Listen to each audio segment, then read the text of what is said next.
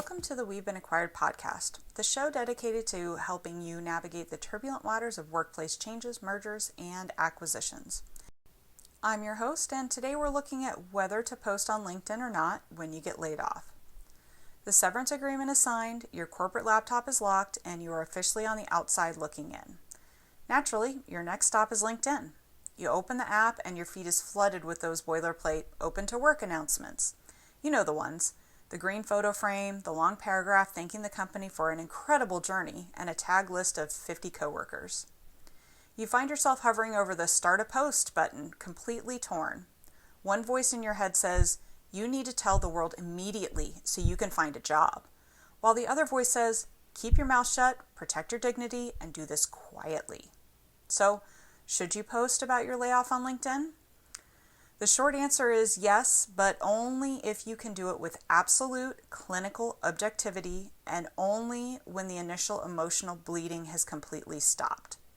So let's break down the rules of engagement for post-layoff LinkedIn announcement, because a botched post can do way more damage than staying completely silent. So first, gotta have the 48-hour quarantine rule. Never, under any circumstances, write a LinkedIn post within 48 hours of getting the news. Right now, you are angry, hurt, and shocked. If you post today, even if you try to mask it, that underlying corporate resentment will bleed through. Recruiters can smell bitterness from a mile away. Wait until the shock subsides and you can look at your career transition as a business transaction, not a personal tragedy.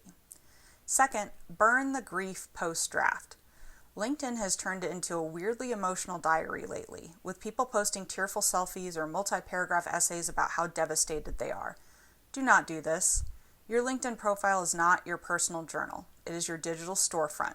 Keep the emotional processing, the venting, and the crying to your real-life support network. When you speak to the market, you speak as a high-value professional who is available for a new partnership. Third, keep the corporate platitudes to a minimum. You do not need to pen a love letter to the company that just cut your position to balance their quarterly spreadsheet. Keep it brief, factual, and forward-facing. A perfect high-impact layoff post could look like this. Following the recent acquisition of Company A, my department was restructured and my role was unfortunately eliminated. I am incredibly proud of the work we did, particularly, insert your one major quantifiable win here. I am officially looking forward to my next challenge in whatever field or role you have. If your team is hiring or you have leads, I'd love to connect. That's it. No tears, no excessive thanking of executives who don't know your name, and no anger. Just a clean, professional pivot. Finally, remember that silence is also a completely valid strategy. If the idea of announcing your departure to hundreds of distant acquaintances makes your stomach churn, don't do it.